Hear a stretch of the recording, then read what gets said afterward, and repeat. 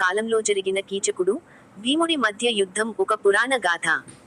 భీముడు వలలుడు అనే వంటమనిషి వేషంలో ఉన్నాడు. విరాట మహారాజు సైన్యానికి సేనాపతి అయిన కీచకుడితో ఒక రహస్య నాట్యశాలలో ఒట్టి చేతులతో పోరాడాడు. భీముడు కిచకుడిను దారుణంగా చంపడంతో ఆ పోరాటం ముగిసింది. ఈ చారిత్రాత్మక ఘర్షణకు సంబంధించిన కీలక వివరాలు ఇక్కడ ఉన్నాయి.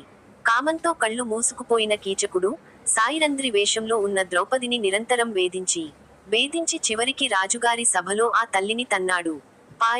దాంతో ఎంతో బాధపడుతూ ఎలాగైనా ప్రతీకారం తీర్చుకోవాలని తీవ్ర ఆగ్రహానికి గురైన ద్రౌపది భీముని ఆశ్రయించగా, అతను కీచకుడి చర్యలకు శిక్ష విధిస్తానని, ఇంకోసారి నీ వైపు చూడాలంటే భయపడేలా చేస్తాను అని వాగ్దానం చేశాడు. భీముడు, వాడిని ఎలాగైనా నర్తనశాలకు రప్పించు, మిగతా సంగతి నేను చూసుకుంటాను అని అంటాడు.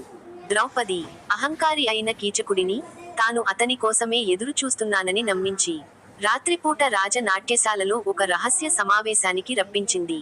చీకట్లో సైరంధ్రికి బదులుగా భీముడు తన కోసం ఎదురు చూడటం కీచకుడు చూశాడు. వారిద్దరూ పిడిగుద్దులతో భీకరమైన కుస్తీ పోటీలో తలపడ్డారు. కీచకుడికి అపారమైన, దాదాపు దైవికమైన శారీరక బలం ఉన్నందున ఆ పోరాటం హోరాహోరీగా సాగింది. భీముడు చివరకు కీచకుడిని చితకబాది తన ఆధిక్యత గల బలాన్ని, కుస్తీ నైపుణ్యాన్ని నిరూపించుకున్నాడు. అతను ఆ పనిని ఎంత క్రూరంగా చేశాడంటే, ఆ సేనాపతి శరీరం మాంసపు